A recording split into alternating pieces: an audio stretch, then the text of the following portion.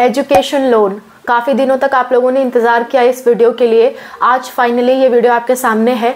Education loan की A to Z पूरी जानकारी मैं आपको देने वाली हूँ। इसके लिए हर एक तरह का स्टूडेंट एलिजिबल है, चाहे उसके पेरेंट्स की कोई जॉब हो या ना हो, चाहे उसके पेरेंट्स गवर्नमेंट जॉब में हो, प्राइवेट जॉब में हो, चाहे उसके पेरेंट्स ही ना हो, वो ऑर्फन हो, हर तरह के स्टूडेंट एलिजिबल हैं।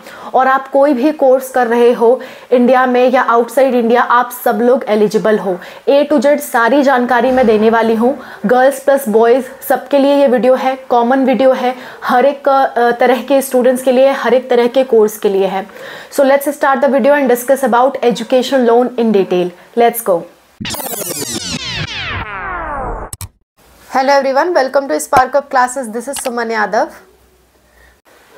एजुकेशन लोन, नाम से ही पता चल रहा है कि आप अपने पढ़ाई के लिए बैंक से कुछ पैसे उधार लेने वाले हो। ये एक तरह का उधार है, लेकिन इस उधार में इंटरेस्ट लगता है, इस उधार में पैसे आपको चुकाने पड़ते हैं। उधार का मतलब ही होता है कि पैसे आपको चुकाने पड़ेंगे। ऐसा नहीं है कि आप बैंक से लोन ले रहे हो तो आपको पैसा चुकाना नहीं पड़ेगा।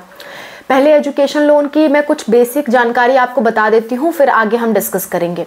देखो, एजुकेशन लोन दो प्रकार के होते हैं। पहला होता है डोमेस्टिक एजुकेशन लोन, यानी कि आप इंडिया में पढ़ाई कर रहे हो, भारत में ही पढ़ाई कर रहे हो, तो आपको डोमेस्टिक एजुकेशन लोन लेना होता है। ठीक है, अब भारत में आप चाहे जिस कोर्स के लिए पढ़ाई कर रहे हो, आपको डोमेस्टिक एजुकेशन लोन लेना होता है। ठीक है। दूसरा होता है ओवरसीज एजुकेशन लोन, यानी कि आप इंडिया से बाहर अगर पढ़ाई कर रहे हो, वहाँ के लिए लोन लेना चाहते हो, तो ओवरसी एजुकेशन लोन लेना होता है। ओवरसी एजुकेशन लोन यानी कि मतलब समुद्रों के पार आप कह सकते हैं, यानी कि भारत से अगर बाहर आप पढ़ाई करने जा रहे हो तो ओवरसी एजुकेशन लोन लेना होता है, जो कि दो तरह के बैंक देते हैं। या तो इंडियन बैंक देंगे आपको, या फिर NBFCs देते हैं आपको। अगर आपको ओवरसी एजुकेशन लोन यानी कि इंडिया से बाहर पढ़ाई करने के लिए एजुकेशन लोन पे वीडियो चाहिए, तो आप कमेंट कर देना एजुकेशन लोन फॉर अब्रॉड। ठीक है, तो मैं उस पर भी अलग से वीडियो बना दूंगी। फिलहाल आज का पूरा वीडियो डेडिकेटेड है डोमेस्टिक एजुकेशन लोन के लिए, यानी कि इंडिया में पढ़ना है तो एजुकेशन लोन के लिए पूरा वीडियो डेडिकेटेड है। काफ़ी लंबी प्रोसेस है, एक एक बात ध्यान से सुनना, अदरवाइज आप आगे चल के फंस सकते हो। ठीक है, अच्छा। सो डोमेस्टिक एजुकेशन लोन, इसमें हम डॉक्यूमेंट्स डिस्कस करेंगे, कौन कौन से लोग एलिजिबल है, क्या क्या चीज़ें आपको सबमिट करनी पड़ेंगी, कितना तक आप लोन का अमाउंट ले सकते हो, कितना लोन का अमाउंट लेने पे कुछ चीज़ें आपको गिरवी रखनी पड़ेगी, ये सारी चीज़ें हम डिस्कस करेंगे। ठीक है, डोमेस्टिक एजुकेशन लोन, इसके बारे में हम 1 by 1 डिटेल में डिस्कस करते हैं। देखो, अगर आपको डोमेस्टिक एजुकेशन लोन लेना है तो 3 तरह के बैंक हैं आपके पास, 3 तरह के बैंक से आप ले सकते हो। पहला होता है कॉलेज बैंक, दूसरा होता है गवर्नमेंट बैंक, तीसरा होता है प्राइवेट बैंक। इनमें से किस में आपको लेना चाहिए वो भी आपको मैं समझा दूंगी, आप चिंता मत करो, सब कुछ आपको इस वीडियो में डिटेल में मिलेगा। ठीक है, सो ये 3 तरह के बैंक हैं। सबसे आसान और सबसे अच्छा जो मैं आपको सजेस्ट करूंगी वो होंगे कॉलेज बैंक, क्योंकि आप किसी कॉलेज में पढ़ाई करने जा रहे हो तो कॉलेज बैंक से अगर आप लोन लोगे तो आपको काफ़ी ईजी प्रोसेस नज़र आएगी और आसानी से आपको लोन मिलने के चांसेस होंगे। ठीक है, गवर्नमेंट बैंक और प्राइवेट बैंक से भी ले सकते हो। गवर्नमेंट बैंक जैसे कि आपके SBI हो गया, PNB हो गया, ये सब गवर्नमेंट बैंक हैं।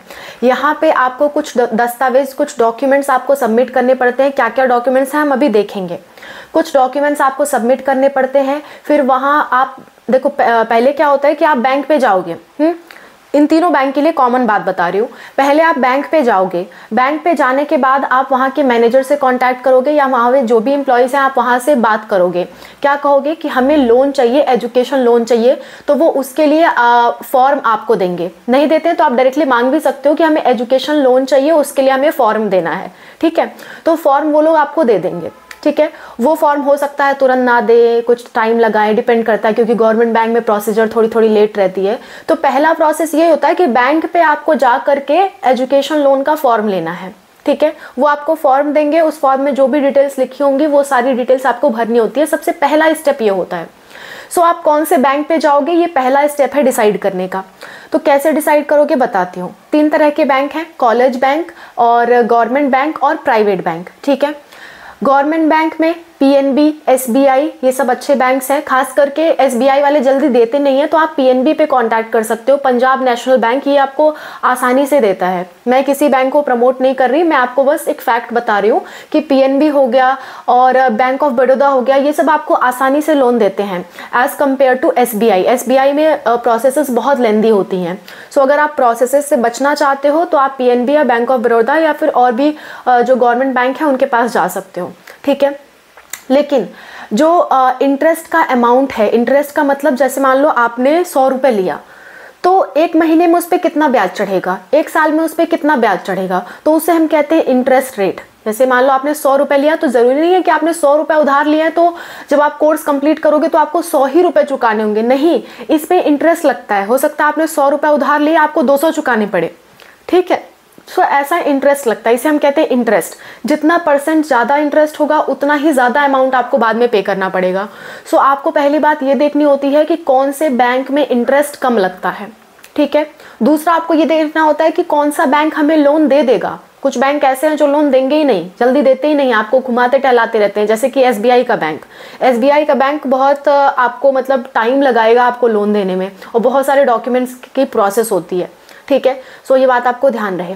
लेकिन जो इंटरेस्ट है वो सबसे कम उसी पे है, SBI पे सबसे कम लगता है, ठीक है, और बाकियों पे ज़्यादा लगता है।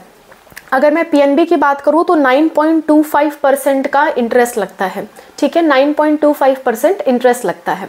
अच्छा, नेक्स्ट बात कर लेते हैं प्राइवेट बैंक की। प्राइवेट बैंक में ना प्रोसेस बहुत डिजिटल होती है, बहुत सारे डॉक्यूमेंट्स आपको नहीं देने होते हैं और वो बहुत आसानी से आपको लोन देते हैं, ठीक है। जैसे कि ICICI बैंक हो गया, तो आपसे कुछ ही डॉक्यूमेंट्स लेंगे, खासकर आपका Aadhaar card, PAN card, account number, और शायद ही इससे कुछ ज़्यादा ले, ठीक है। आपके एडमिशन का फॉर्म ले सकते हैं वो, इस तरह के मतलब 2-4 डॉक्यूमेंट्स आपसे लेंगे और आपका प्रोसेस तुरंत वो सक्सेसफुल कर देते हैं। और लेकिन उन लोग का परसेंटेज थोड़ा सा ज़्यादा है, 9.95% का रेट है उनका, ठीक है। अब आप सोचोगे मैम हमें गवर्नमेंट से लेना चाहिए या प्राइवेट से? पहले तो मैंने सजेस्ट किया कॉलेज बैंक से, लेकिन गवर्नमेंट प्राइवेट में कैसे चूज़ करोगे? मान लो कॉलेज बैंक नहीं चूज़ करो तो गवर्नमेंट प्राइवेट कैसे चूज़ करोगे? देखो मैं आपको बता देती हूँ, गवर्नमेंट में क्या है, कई बार आपके लोन माफ़ भी होते हैं। हो सकता है आगे चल के वो आपके लोन माफ़ कर दे, या हो सकता है कि आप अगर लोन ना चुका पाओ तो आप पे बहुत सख्त कार्रवाई ना करे, थोड़ी बहुत कार्रवाई करें, आपको समय ज़्यादा दे दे, क्योंकि जानते हो गवर्नमेंट एम्प्लॉयज़ इतने एक्टिव नहीं होते हैं। लेकिन वहीं अगर आप प्राइवेट बैंक से लोन लेते हो तो वहाँ पे प्रॉब्लम का आपको सामना करना पड़ेगा। जितनी फिक्स ड्यूरेशन है उससे आप ज़्यादा एक्सीड करोगे तो हो सकता है वो आपका लोन का जो रेट है ना वो आगे चल के और बढ़ाते जाए। तो आपको पहले पता करना होगा कि कितना एक्चुअल रेट आप लगाओगे हर साल, कितना एक्चुअल रेट लगाओगे। कभी कभी ऐसा होता है कि शुरुआत में वो लोग कम रेट पे देते हैं, फिर आगे चल के आगे के सालों में वो रेट अपना बढ़ा देते हैं। सो ये सब चीज़ें आपको पता करनी होगी, वरना आगे चल के फंस सकते हो, रेट आगे चल के वो बढ़ा भी सकते हैं, ठीक है। तो प्राइवेट बैंक में ये प्रॉब्लम होती है। और प्राइवेट बैंक की एक और प्रॉब्लम है कि जैसे ही आपका ड्यूरेशन कंप्लीट होगा लोन का, उसके बाद से फिर वो आपके पास दस्तक देना शुरू कर देंगे और आप चुका नहीं पाओगे तो आपकी कोई ना कोई चीज़ें वो हड़प लेंगे, ठीक है। तो उनकी ये प्रोसेस बहुत तेज होती है, पैसा वसूलने की प्रोसेस बहुत तेज होती है as compare to government banks. So यहाँ पे गवर्नमेंट आप थोड़ा सा सेफ मान के चल सकते हो कि गवर्नमेंट आपके लिए थोड़ा सेफ रहेगा। अगर पैसे नहीं भी चुका पाते हो तो आपको समय मिलता है, ठीक है। अच्छा, और कई बार तो माफ़ भी किया जाता है, ठीक है, लेकिन ये बहुत कम होता है, पर कई बार माफ़ किया जाता है। प्राइवेट बैंक वाले आपको माफ़ नहीं करेंगे, क्लियर। सो सेफ पर्सपेक्टिव से देखा जाए तो गवर्नमेंट बैंक सेफ होते हैं, बस समय ज़्यादा लेंगे, डॉक्यूमेंट ज़्यादा लेंगे, और कभी कभी ऐसा भी होता है कि वो लोन आपको देते नहीं है, बस घुमाते रहते हैं। सो समय और डॉक्यूमेंट्स ज़्यादा लगेंगे गवर्नमेंट बैंक में, टाइम कम है, आपके पास पैसे ठीक ठाक है तो आप प्राइवेट बैंक के पास जाओ, ठीक है। अच्छा, अब बात करते हैं मुख्य जो कि है आपका कॉलेज बैंक। कॉलेज बैंक क्या होता है मैं आपको समझाती हूँ। हर एक चीज़ डिटेल में समझते चल रहे हैं क्योंकि लोन की बात है, आपके लिए जानकारी ज़रूरी है। सो कॉलेज बैंक जो होते हैं, कॉलेज बैंक का सीधा सा मतलब होता है कि कोई भी ऐसा बैंक जो किसी कॉलेज के अंदर हो, चाहे वो गवर्नमेंट का बैंक हो या प्राइवेट का हो, किसी कॉलेज के कैंपस में है तो उसे हम कॉलेज बैंक कहते हैं। जैसे मैं कानपुर यूनिवर्सिटी में पढ़ती हूँ, कॉलेज के अंदर 2-3 बैंक्स हैं, SBI का बैंक है, बैंक ऑफ बड़ौदा का है, ठीक है। सो ये 2-3 बैंक्स वहाँ पे हैं। सो कॉलेज के अंदर सेम बैंक है, जो जैसे बाहर होते हैं ना, जैसे SBI का, PNB का जैसे बाहर बैंक होता है, वैसा सेम बैंक कॉलेज के अंदर भी होता है। खासकर जो यूनिवर्सिटीज़ होती हैं, यूनिवर्सिटीज़ के अंदर होता है। सो जो यूनिवर्सिटी के अंदर बैंक होते हैं उसे हम कहते हैं कॉलेज बैंक। सो वहाँ से क्या फ़ायदा है आपको, जिस कॉलेज में आप पढ़ने जा रहे हो उसी कॉलेज की फ़ीस देने के लिए अगर आप मतलब उसी कॉलेज के बैंक पे कांटेक्ट करते हो तो वो आपकी प्रोसेस जल्दी कर देते हैं, चाहे वो गवर्नमेंट बैंक हो या प्राइवेट बैंक हो, जल्दी कर देते हैं और काफ़ी चांसेस होते हैं, 99% चांस होते हैं कि आपको लोन मिल जाएगा, क्योंकि वो जानते हैं कि हमारे कॉलेज की रेपुटेशन क्या है, हमारे कॉलेज से बच्चा इस कोर्स से पढ़ के निकलेगा तो इतना तक कमा लेगा, फिर हमारा लोन चुका देगा, वो लोग जानते हैं इस चीज़ को। सो अगर आप जिस कॉलेज में पढ़ने जा रहे हो उसी कॉलेज के बैंक से अगर आप लोन लेते हो तो आपको सबसे अच्छा पड़ेगा, ठीक है, चाहे वो गवर्नमेंट बैंक हो या प्राइवेट बैंक हो। क्लियर, आपको बात समझ में आ गई। सो ये 3 तरह के बैंक हैं जहां से आप लोन ले सकते हो। बैंक में जाओगे, आप वहां से रिक्वेस्ट करोगे कि हमें लोन के लिए एप्लीकेशन फॉर्म चाहिए, तो वो आपको एप्लीकेशन फॉर्म देंगे, वो एप्लीकेशन फॉर्म आपको फिल करना होगा, ठीक है। आगे की क्या प्रोसेस है समझाती हूँ। आप समझ गए 3 तरह के बैंक हैं, कैसे कॉन्टैक्ट करना है। अब देखो यहाँ से प्रोसेस अलग अलग होती है। क्या अलग अलग होती है समझाती हूँ। अगर आपका कॉलेज का जो फीस है, ठीक है, वो 10 लाख से ऊपर है, 10 लाख तक है तो कोई प्रॉब्लम नहीं, आप कुछ गिरवी नहीं भी रखोगे तो भी आपको लोन मिल जाएगा। लेकिन अगर आपके कॉलेज की फीस जो है वो 10 लाख से ऊपर है, आप 10 लाख से ऊपर के लिए लोन मांग रहे हो, चाहे 10 लाख से 100 ही रुपए ऊपर हो, आप लोन मांग रहे हो तो आपको कुछ ना कुछ गिरवी रखना पड़ेगा, जिसे इंग्लिश में कहते हैं कोलैटरल। बैंक की भाषा में इसे कोलैटरल कहते हैं। बैंक की भाषा भी आपको समझनी होगी, कई बार वो भाषाओं में आपको उलझाते हैं और बाद में चल के प्रॉब्लम होती है लोन से, ठीक है। सो लोन लेने वालों को प्रॉब्लम सिर्फ तभी होती है जब लोन को आपने सही से समझा नहीं। सो लोन लेने जा रहे हो, बहुत अच्छे से समझो। अभी लास्ट में मैं बताऊंगी आपको लेना चाहिए कि नहीं लेना चाहिए, क्या क्या कंडीशंस में लेना चाहिए, अभी लास्ट में हम डिस्कस करेंगे। पहले पूरी प्रोसेस समझ लो। सो जो लोन है उसके लिए अगर आप कुछ गिरवी रखते हो तो उसे हम कहते हैं कोलैटरल। सो 10 लाख से ऊपर का अगर आप एजुकेशन लोन ले रहे हो तो आपको कुछ ना कुछ कोलैटरल रखना पड़ेगा। क्लियर है बात। 10 लाख से कम ले रहे हो तो कोलैटरल रखने की जरूरत नहीं होती है। कोलैटरल में क्या रख सकते हो, क्या क्या गिरवी रख सकते हो, जैसे कि जमीन, घर, सोना, कार, ठीक है, दुकान, या आपका स्टॉक, जो प्राइवेट बैंक है वो स्टॉक्स में आपके जो पैसे लगे हैं उसको भी गिरवी ले लेते हैं, ठीक है। सो ये सारी चीजें आप गिरवी रख सकते हो, जो भी आपका मन करे। क्लियर है। अच्छा, ये आपकी मर्जी के अनुसार, ऐसा नहीं है कि वो आपसे मांगेंगे कि आपका घर ही गिरवी रखो, नहीं, आपको जो गिरवी रखना है आप रख सकते हो। हाँ, पर अमाउंट वो डिसाइड करेंगे कि अच्छा आपके जमीन की अमाउंट इतनी है, ठीक है, हम इसे गिरवी रखेंगे। बात समझ में आई। 10 लाख से ऊपर डिमांड करोगे तभी, 10 लाख से कम है तो वो गिरवी नहीं लेंगे आपसे। क्लियर। दूसरी बात, किन चीज़ों के लिए आप लोन ले सकते हो एजुकेशन लोन। एजुकेशन लोन आप 4-5 तरह की चीज़ों के लिए ले सकते हो, जैसे ट्यूशन फीस, यानी कि आपके कॉलेज की जो फीस है। दूसरा, आपके हॉस्टल और मेस की फीस के लिए भी आप लोन ले सकते हो। तीसरा, आप लैपटॉप के लिए, लैपटॉप वगैरह आपको खरीदना पड़ रहा है तो उसके लिए भी आप लोन ले सकते हो। मैक्सिमम 1 लाख तक का लैपटॉप आप ले सकते हो, ठीक है। 1,60,000 तक भी ले सकते हैं, कुछ बैंक अलाउ करते हैं। और नेक्स्ट, आपके बुक्स के लिए आप लोन ले सकते हो। आप ट्रांसपोर्टेशन के लिए, यानी कि आने जाने के खर्चे के लिए आप लोन ले सकते हो, ठीक है। इन चीज़ों के लिए लोन मिलता है जिसे हम एजुकेशन लोन कहते हैं। यानी एजुकेशन लोन का सिर्फ इतना ही मतलब नहीं है कि खाली पढ़ाई का पैसा देंगे, hostel charge, mess charge, transportation, हर चीज़ के खर्चे के लिए आपको लोन मिल जाता है, आसानी से मिल जाता है।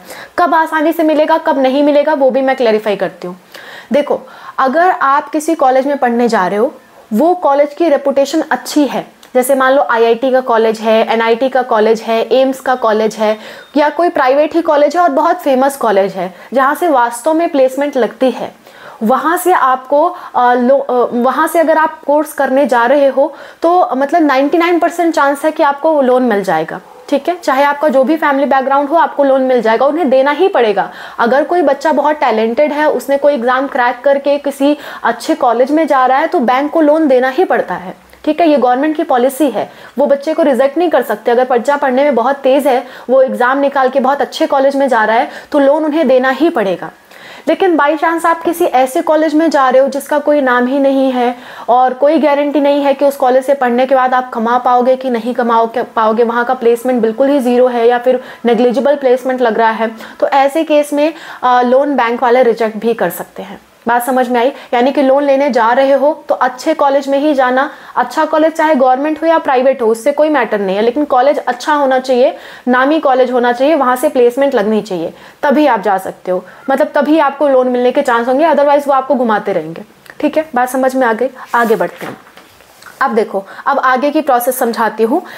अब 3 तरह के यहाँ पे लोग आएंगे। पहला, जिनके पेरेंट्स को सैलरी मिलती है, चाहे वो गवर्नमेंट जॉब में हो या प्राइवेट जॉब में। सैलरी कहने का मतलब जैसे मंथली सैलरी फिक्स है, मान लो आप कहीं जॉब कर रहे हो, वहाँ पे 50,000 की सैलरी फिक्स है आपके फादर की, तो ऐसे लोग का क्राइटेरिया 1 में कह रही हूँ। दूसरा, वो लोग जो अपना खुद का बिजनेस चला रहे हैं पर उनकी सैलरी फिक्स नहीं है, जैसे मान लो अपना डेयरी फार्म चला रहे हैं, कभी 50,000 की कमाई हो गई, कभी 20,000 की, कभी 80,000 की, अलग अलग है, ठीक है। तीसरा, वो लोग आते हैं जो कि एग्रीकल्चर फील्ड से हैं, या कि ऐसे पेरेंट्स जो कि मतलब कमाते ही नहीं हैं, या ऐसे बच्चे जिनके पेरेंट्स हैं ही नहीं, वो तीसरी कैटेगरी में आएंगे। तीनों ही कैटेगरी के लोगों को लोन मिलेगा, ठीक है। पहली कैटेगरी वालों के लिए क्या क्या डॉक्यूमेंट्स लगेंगे मैं बताती हूँ।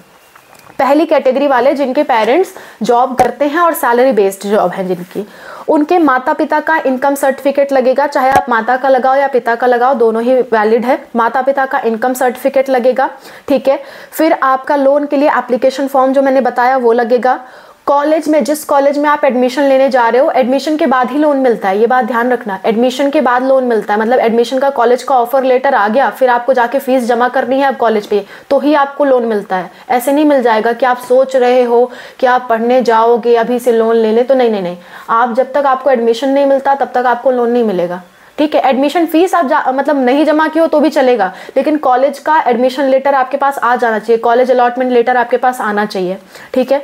सो कॉलेज का अलॉटमेंट लेटर लगेगा, ठीक है। कॉलेज का एडमिशन फॉर्म लगेगा, कॉलेज का फी स्ट्रक्चर लगेगा जिसपे कॉलेज की मुहर होनी चाहिए, कॉलेज का पूरा प्रोस्पेक्टस लगेगा, आपकी आईडी प्रूफ लगेगी, आपके पेरेंट्स की आईडी प्रूफ लगेगी। आईडी प्रूफ में Aadhaar card, voter ID card, passport, PAN card, DL कुछ भी ले सकते हो आप। एड्रेस प्रूफ लगेगा, जैसे कि मान लो आपने वोटर आईडी कार्ड दे दिया जिसपे आपका एड्रेस नहीं लिखा हो, तो ऐसे केस में आधार कार्ड या डीएल आपको देना पड़ेगा, मतलब एड्रेस भी होना चाहिए, जो भी आप आइडेंटिटी कार्ड दे रहे हो उस पर एड्रेस मेंशन होना चाहिए, ठीक है। जैसे पैन कार्ड पे एड्रेस मेंशन नहीं होता, पर आपको एड्रेस मेंशन वाला कोई ना कोई कार्ड देना पड़ेगा। मार्कशीट देनी पड़ेगी, जैसे मान लो आप ग्रेजुएशन में एडमिशन लेने जा रहे हो तो 10th और 12th की मार्कशीट लगेगी। अगर आप पीजी में एडमिशन लेने जा रहे हो पोस्ट ग्रेजुएशन में, तो 10th, 12th और ग्रेजुएशन की मार्कशीट लगेगी। बात समझ में आई? सो जो भी आपकी प्रीवियस मार्कशीट है वो सारी मार्कशीट लगेंगी। पैन कार्ड लगेगा स्टूडेंट्स का भी और पेरेंट्स का भी, ठीक है। नेक्स्ट बात कर लेते हैं गैप सर्टिफिकेट। अगर आपने 12 के बाद कोई भी गैप किया है, मतलब गैप करने के बाद आप एडमिशन लेने जा रहे हो, तो गैप ईयर सर्टिफिकेट बनवाना पड़ेगा, तहसील से बनता है। अनूप सर ने इस वीडियो में बताया कैसे बनता है, आप देख सकते हो, लिंक आपको लास्ट में मिलेगा। इसके बाद आपका एंट्रेंस एग्जाम, जिस एग्जाम के थ्रू आप मतलब कॉलेज पाए हो, उस एग्जाम का स्कोर कार्ड, यानी उस एग्जाम का रिजल्ट लगेगा आपका, ठीक है।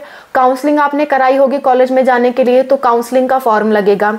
काउंसलिंग के बाद कॉलेज अलॉटमेंट लेटर लगेगा। फिर उसके बाद अच्छा, कुछ कॉलेज डायरेक्ट एडमिशन लेते हैं, तो उस केस में ये एग्जाम फॉर्म और ये काउंसलिंग फॉर्म नहीं लगेंगे, जो लोग डायरेक्ट एडमिशन ले रहे हैं उसके लिए। लेकिन अगर कोई कॉलेज है जो एडमिशन मतलब काउंसलिंग के थ्रू ले रहा है, तो उसमें ये डॉक्यूमेंट्स लगेंगे, ठीक है।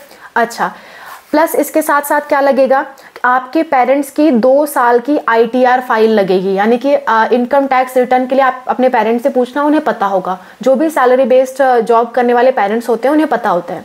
हाँ, अगर आपके पेरेंट्स टैक्स नहीं देते हैं तो नहीं लगेगा, मतलब आपके पेरेंट्स की सैलरी इतनी कम है कि उन्हें टैक्स नहीं देना पड़ रहा है तो नहीं लगेगा। अगर आपके पेरेंट्स की सैलरी ज़्यादा है जिसमें टैक्स लगता है, टैक्स आपको देना पड़ता है, तो आप अपने पेरेंट्स से पूछना, वो ITR फाइल करते होंगे, ठीक है, इनकम टैक्स रिटर्न जिसे कहते हैं। सो ITR का लास्ट 2 साल का ITR फॉर्म की कॉपी लगेगी। और एक फॉर्म 16 होता है जो कि ITR फाइल करने में ही लगता है, आप अपने पेरेंट्स से पूछना, वो बता देंगे, ठीक है। अगर वो टैक्स फाइल करते हैं तो, अगर आपके पेरेंट्स की सैलरी पे टैक्स नहीं लगता है तो ये देने की ज़रूरत नहीं है आपको, ठीक है। इसके बाद लास्ट 3 मंथ की सैलरी स्लिप लगेगी, ठीक है। और लास्ट 6 मंथ का बैंक स्टेटमेंट लगेगा आपके पेरेंट्स का, कि आपके इस अकाउंट में आपके पेरेंट्स की सैलरी आती है, उसका पूरा ब्यौरा लगेगा। इतनी सारी चीज़ें आपको ले जानी होगी। इतनी सारी चीज़ें अगर आप इकट्ठे नहीं ले जाते हो तो आपका जो मतलब लोन है उसमें वो लोग महीने लगा देंगे, 2-4 महीने का टाइम लगा देते हैं।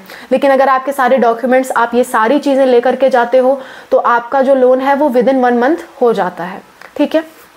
अच्छा, दूसरे वो श्रेणी के लोग आते हैं जिनके पेरेंट्स की कोई फिक्स सैलरी नहीं है, जैसे कोई बिजनेस कर रहा है, कपड़े की दुकान है, या मतलब कोई बड़ा एग्रीकल्चर का ही दुकान है, कुछ भी मतलब ऐसा जिसमें सैलरी फिक्स ना हो, ठीक है, कोई परमानेंट जॉब ना हो, कि सैलरी फिक्स ना हो। ऐसे केस में क्या क्या देना होता है बताती हूँ। ऐसे केस में तहसील से इनकम सर्टिफिकेट बनवानी पड़ेगी पेरेंट्स को, ठीक है, क्योंकि कुछ तो इनकम आती होगी, उस हिसाब से इनकम सर्टिफिकेट एवरेज इनकम की बनवानी होगी, ठीक है। और ऐसे केस में बैंक जल्दी लोन नहीं देते हैं। अगर आपका कोई अच्छे कॉलेज में एडमिशन नहीं हुआ है तो ऐसे केस में जल्दी लोन नहीं देते हैं। सो कॉलेज अच्छा चूज़ करना आपके लिए बहुत ज़रूरी है, ठीक है। इसके साथ साथ आपके वो सारे डॉक्यूमेंट्स लगेंगे, जैसे कि आपका एप्लीकेशन फॉर्म लोन के लिए, कॉलेज एडमिशन लेटर, ठीक है, काउंसलिंग फॉर्म, जो भी मैंने अभी बताया वो सारी चीज़ें लगेंगी। बस जो टैक्स वाली चीज़ें बताई हैं वो सब नहीं लगेगा। एक बार फिर से रिपीट कर देती हूँ। आपके माता पिता का और आपके माता पिता का इनकम सर्टिफिकेट, ठीक है। इसके बाद application form for loan, college का admission letter, fees structure with college seal, फिर कॉलेज का प्रोस्पेक्टस, आईडी प्रूफ आपका भी, आपके पेरेंट्स का भी, एड्रेस प्रूफ भी लगेगा, मार्कशीट लगेगी, पैन कार्ड लगेगा, गैप सर्टिफिकेट अगर आपका है तो, ठीक है, एंट्रेंस एग्जाम का स्कोर कार्ड, काउंसलिंग फॉर्म और कॉलेज अलॉटेड प्रूफ, ये सारी चीज़ें आपकी लगेंगी, ठीक है। अब आ जाते हैं उन स्टूडेंट्स की जो या तो अनाथ हैं यानी कि ऑर्फन है, जिनके माता पिता नहीं हैं, या फिर जिनके माता पिता कमाते नहीं हैं, कोई भी इनकम नहीं है उनकी, कोई सोर्स नहीं है, या फिर नॉर्मल खेतीबाड़ी करते हैं, कुछ दिहाड़ी पे काम करते हैं, ठीक है, मतलब कोई उनका फिक्स काम नहीं है जिनसे उनका पैसा ठीक ठाक आता हो। सो ऐसे केस में थर्ड कैटेगरी में आप आते हो। ऐसे भी बच्चों को लोन से कोई रोक नहीं सकता है। ऐसा नहीं है कि आपके पेरेंट्स कुछ नहीं कमाते हैं तो आपको लोन से रोक दिया जाएगा। 10 लाख से नीचे तक का लोन आप भी ले सकते हो, लेकिन आपको और भी श्योर करना पड़ेगा कि आपका बहुत अच्छा कॉलेज हो। कॉलेज जब तक बहुत अच्छा नहीं है तब तक लोन आप लोग को अप्रूव नहीं किया जाएगा, वो लोग आपको घुमाते रहेंगे। बात समझ में आई? तो ऐसे केस में भी सारे सर्टिफिकेट आपके लगेंगे, इनकम सर्टिफिकेट नहीं लगेगा माता पिता का, ठीक है। हाँ, हो सकता है आपको तहसीलदार से ये सर्टिफिकेट बनवाना पड़े कि हमारे पेरेंट्स की कोई इनकम नहीं है। तहसीलदार से आपको ये सर्टिफिकेट बनाना पड़ेगा कि हमारे पेरेंट्स की कोई इनकम नहीं है, हमारे पेरेंट्स दिहाड़ी मजदूर हैं या फार्मर हैं, जो भी आपका पेरेंट्स हैं, या फिर हमारे पेरेंट्स नहीं हैं, तो ये चीज़ तहसीलदार से जाकर के आपको बनवानी पड़ेगी, ठीक है। हाँ, इसे भी आप इनकम सर्टिफिकेट की तरह ही कह सकते हो, लेकिन इसमें लिखा होगा कि कोई खास इनकम आपकी नहीं है। क्लियर? इसके बाद फिर से वही application form for loan, college का एडमिशन लेटर, कॉलेज का fees structure with seal, college का prospector, ID proof, marksheet, PAN card, gap certificate, entrance exam score card, counselling form, allotted college form, ये सारी चीज़ें आपकी भी लगेंगी। क्लियर है? बात समझ में आ गई? क्या क्या डॉक्यूमेंट्स लगने हैं? इतने ही डॉक्यूमेंट लगते हैं, इससे ज़्यादा कोई डॉक्यूमेंट नहीं लगता है। इतने डॉक्यूमेंट आपके पास तैयार हैं तो आपको कोई रोक नहीं सकता लोन लेने से। और अगर आपका कॉलेज अच्छा है तो लोन लेने से आपको कोई नहीं रोक सकता। Up to 10 lakh. 10 लाख से ज़्यादा जैसे ही आप ऊपर जाओगे आपको कुछ ना कुछ गिरवी रखना होगा। ठीक है, बात समझ में आ गई? अब लास्ट बात कि क्या आपको एजुकेशन लोन लेना चाहिए, ये बहुत बड़ा सवाल है। देखो, सबसे पहली बात तो मैं आपसे कभी नहीं कहूँगी कि आप लोन लो, कभी मैं आपको सजेस्ट नहीं करूंगी कि आप लोन लो। लेकिन बाई चांस आपको लोन लेना पड़ रहा है, आप बहुत मजबूर हो, आपको लोन लेना पड़ रहा है, पहले तो व्यवस्था करो कि आपके रिश्तेदारों से, फ्रेंड से, किसी से भी मिल जाए, लेकिन बैंक के दरवाजे ना खटखटाने पड़े, क्योंकि बैंक जितना देगा नहीं उतना आपसे वसूल लेगा। ठीक है, आपका लगभग 1.5 गुना ज़्यादा पैसा लग जाएगा। बात समझ में आ रही? जितना आप लोगे उससे ज़्यादा आपको लौटाना पड़ेगा, ये बात आप समझो। ठीक है, और कुछ और बातें हैं जो आपके लिए समझना ज़रूरी है, वो मैं आपको बता देती हूँ। क्या क्या बातें हैं, ध्यान से सुनो। पहली बात तो लोन अपने नाम से कराओ अगर हो सके तो। आप 18 साल से ऊपर हो तो आपके नाम से लोन होगा, अदरवाइज आपके पेरेंट्स को भी बहुत चक्कर काटने पड़ सकते हैं। सो जब भी लोन ले रहे हो तो अपने जिम्मे लो, किसी पेरेंट्स को ना भुगताओ, मतलब मेरा सजेशन होगा ये। ठीक है, दूसरी बात, सिर्फ डिग्री अगर आपको लेनी है, आप सोच रहे हो कि हमें बस MBBS की डिग्री मिल जाए किसी तरह और लोन लेके हम किसी प्राइवेट कॉलेज से सस्ते में हम क्या करें कि मतलब अपना डिग्री ले लें, तो डिग्री लेने के लिए कभी भी आप एजुकेशन लोन मत लो। ठीक है, डिग्री लेने के लिए एजुकेशन लोन ले रहे हो तो टोटल वो फालतू लोन है आपका, कहीं से भी आपको प्रॉफिट नहीं देगा। ठीक है, तीसरी बात, लोन लेना है तो हमेशा एक अच्छे कॉलेज के लिए लोन लो, भले आपको पैसा ज़्यादा लगाना पड़े। ठीक है, मान लो आप नॉर्मल कॉलेज से कर रहे हो 20 लाख लग रहा है, अच्छे कॉलेज से कर रहे हो 30 लाख लग रहा है, तो मैं कहूँगी 30 लाख का लोन लेना बेटर है एज़ कम्पेयर टू 20 लाख के लोन से। क्यों? क्योंकि अगर अच्छे कॉलेज से लोन नहीं लोगे तो क्या गारंटी है कि आपकी जो मतलब कोर्स के बाद है वो आपकी जॉब लगी जाएगी। नहीं लगेगी जॉब तो कहाँ से पैसे लौटाओगे बैंक के। ठीक है, सो जब भी एडमिशन ले रहे हो टॉप कॉलेज से लो, टॉप नहीं तो कम से कम अच्छे कॉलेज से लो, बेस्ट नहीं तो बेटर ही सही, लेकिन खराब कॉलेज से आपको नहीं लेना है। सिर्फ डिग्री लेने के लिए आपको लोन नहीं लेना है। ठीक है, चौथी बात और बहुत ध्यान देने वाली बात, मेरी बातें ध्यान से सुनना, जिस भी कॉलेज में एडमिशन लेने जा रहे हो उसकी प्लेसमेंट चेक करो। जैसे मान लो आप बीटेक कोर्स में एडमिशन लेने जा रहे हो तो प्लेसमेंट चेक करो तो कि आपके कॉलेज की कितनी प्लेसमेंट लग रही है। बात समझ में आ रही है? प्लेसमेंट लगती है उस कॉलेज से कि नहीं लगती है, ये पता करो। क्योंकि आप जैसे ही अपना कोर्स पूरा करोगे आपके सिर पे एक कर्ज मंडरा रहा होगा कि आपको कर्ज चुकाना है। बात समझ में आती है? वो कर्ज आपको चुकाना है। तो कॉलेज के तुरंत बाद आपकी जॉब लगना बहुत ज़रूरी है। आप अगर MBBS करने के लिए लोन ले रहे हो, मान लेते हैं आप MBBS करना चाहते हो, उसके लिए आप लोन ले रहे हो, फिर सोच रहे हो मैं अपना हॉस्पिटल खोलूंगा, फिर जाके डॉक्टर का काम करूंगा, फिर मैं लोन चुका दूंगा, तो ऐसा नहीं होता है।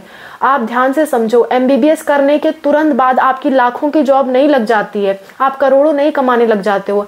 MBBS करने के बाद आपको अपना नाम, रुतबा, ये सब बनाना पड़ता है। आपको हॉस्पिटल खोलने के लिए बहुत पैसे लगाने पड़ते हैं, फिर जाके कहीं आप मतलब अच्छा खासा कमा पाओगे, और तब तक कर्ज आपके सर पे बहुत तेज मुजरा कर चुका होगा। बात समझ में आ रही है? हाँ, अगर आपके पेरेंट्स या आपके किसी भी रिलेटिव का हॉस्पिटल है, आपको पता है कि MBBS करने के बाद आप तुरंत जाके वहाँ काम करने लगोगे, सब कुछ सेट है, तो कोई प्रॉब्लम नहीं है, तो आप लोन ले लो। लेकिन अगर आप सब कुछ खुद के बलबूते करना चाहते हो और MBBS या कोई मेडिकल डिग्री कर रहे हो और सोच रहे हो उसके तुरंत बाद हमारी बहुत अच्छी जॉब लग जाएगी और उसके बाद हम सारा कर्ज चुका देंगे, तो ऐसा होना संभव नहीं है। इस बात का आपको ध्यान रहे। तुरंत कोर्स के बाद कहीं जॉब नहीं लगती है। तुरंत कोर्स के बाद आप ये मत सोचो कि MBBS टॉप कोर्स है तो तुरंत कोर्स करोगे तुरंत आपकी जॉब लग जाएगी, नहीं होगा ऐसा। कोर्स करने के बाद वैकेंसीज का वेट करना पड़ता है। गवर्नमेंट की वैकेंसीज आती है तो वहाँ अप्लाई करना पड़ता है, या फिर प्राइवेट हॉस्पिटल में जाके काम करना पड़ता है। 50,000 से ज़्यादा सैलरी जल्दी नहीं मिलती है। अगर आप एम्स जैसे कॉलेज से नहीं कर रहे हो, एम्स कॉलेज से करते हो तो भी आपको 80-90 हज़ार तक ही सैलरी मिलती है, तो उसी हिसाब से लोन लेना। बात समझ में आ रही है? ठीक है। सो ये सब चीज़ों के लिए मैंने आपको लोन समझा दिया, इतनी बात आपको ध्यान रखनी चाहिए। एक और बात, लोगों को लगता है एजुकेशन लोन ले रहे तो इंटरेस्ट नहीं लगेगा, ऐसा नहीं है। एजुकेशन लोन आपने लिया, मान लो आज आपने लोन लिया तो कल से ही उस पर इंटरेस्ट लगना चालू हो गया है। हर दिन आपका पैसा जितना आपने लिया है उससे बढ़ता जा रहा है। इंटरेस्ट आपका कंटिन्यूअस लगता जाता है। लेकिन हाँ, EMI आपसे नहीं मांगते हैं। बाकी कोई लोन होता है तो उसके लिए EMI मांगी जाती है कि हर महीने कुछ फिक्स अमाउंट आप जमा करो। जैसे मान लो आपने 10 लाख रुपए लिए, मान लेते हैं आपने 10 लाख रुपए लिए, तो बाकी सारे लोन में क्या होता है, मतलब एजुकेशन को छोड़ के जितने लोन होते हैं उसमें क्या होता है कि आप मान लो फिक्स कर लेते हैं कि 5,000 हम मंथली देते रहेंगे जब तक हमारा 10 लाख पूरा नहीं हो जाता, और प्लस ब्याज जो भी वो लगाए तब तक, मान लेते हैं 12 लाख तक पहुंच गया आपका ब्याज लेके। सो जब तक 12 लाख पूरा नहीं हो जाता तब तक वो मंथली 5-5 हज़ार देते रहेंगे। समझ में आई बात? इसे हम कहते हैं मंथली टेन्योर या EMI कहते हैं इसे। ठीक है। सो EMI के तौर पे वो मंथली देते रहते हैं। लेकिन एजुकेशन लोन में ऐसा नहीं होता। एजुकेशन लोन में आपको EMI नहीं देनी होती है। ठीक है। एजुकेशन लोन में EMI कब तक नहीं देनी होती है? जब तक आपका वो कोर्स कंप्लीट नहीं हो जाता। मान लेते हैं आपका कोर्स 5 साल का है तो 5 साल तक आपकी कोई EMI नहीं लगेगी, लेकिन उस पर इंटरेस्ट जुड़ता जाएगा। ये मत सोचो इंटरेस्ट नहीं जुड़ेगा, इंटरेस्ट उस पर जुड़ता जाएगा, यानी कि आपने जो अमाउंट लिया है उसका ब्याज बढ़ता जा रहा है। ठीक है। सो कब फिर आपको EMI देना होगा? 2 प्रोसेस है। पहला प्रोसेस ये है कि आप बैंक से पहले बात करके रखो कि कोर्स कंप्लीट होने के तुरंत बाद हमको देना होगा, या फिर हमें 1-2 साल का मौका मिलेगा जब तक हमारी जॉब नहीं ले जाती। इस चीज़ के मामले में आपको बैंक से बात करनी पड़ेगी, बैंक से फिक्स करना पड़ेगा।